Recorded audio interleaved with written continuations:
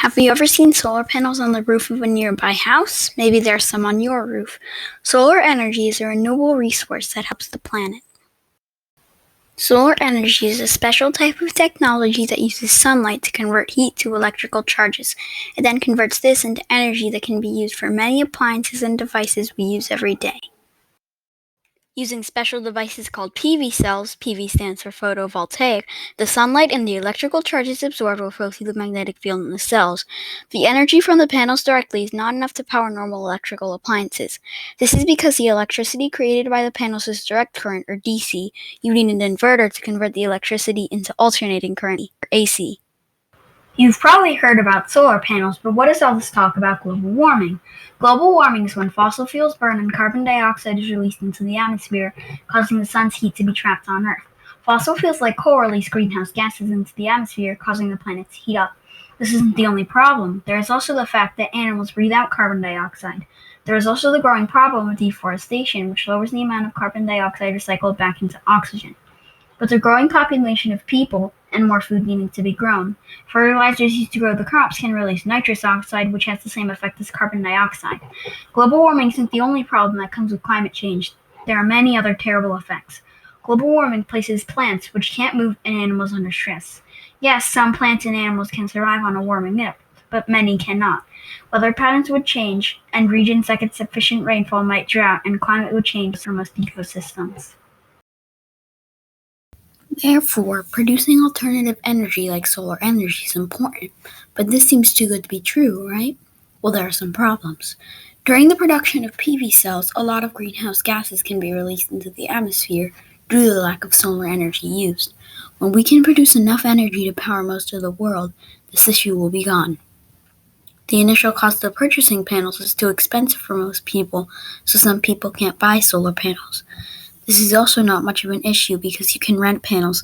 You pay a company for the electricity. You do not have to pay for the panels. Solar panels are also weather dependent, so when it snows you won't be getting as much energy. But storage can solve this. You'll be thinking, this seems a bit pricey, but the pricing has a lot of changing factors.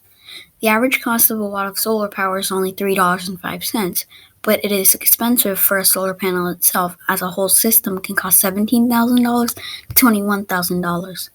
The system cost can also depend on the size. The watts can total because if your solar panel system can produce 100 watts, it will cost more than if it can only produce 1 watt.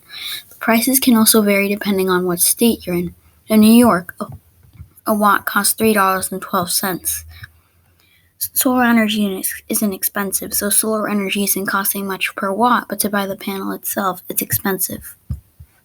There is one other factor that can change the cost: degradation. Like all technology, solar panels degrade. It can lower the power that is produced throughout the lifetime of the panel. The good thing about solar panels is that they degrade very slowly, with a lifetime of 25 plus years. Businesses, which need to power a lot of computers, will need to pay more for limited resources like fossil fuels, but if the business uses solar power, the cost of the power will lower.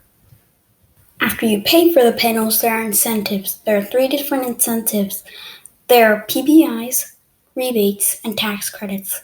First, let's talk about tax credits. On tax day, you will get a percentage of your taxes subtracted from the total amount you have to pay for producing solar energy. Rebates are money given to reduce the total cost of your system. They can be a percentage or a dollar amount. Then there are PBIs, or performance-based incentives. This means that the more energy you create, the more money will be subtracted. In conclusion, solar energy is a great resource which will help us stop global warming as a problem. This isn't the only solution though. We still need to use other sources of energy. Now that you know all about solar energy, maybe you will consider investing in some panels or alternative energy. For more information, visit my blog or scan this QR code.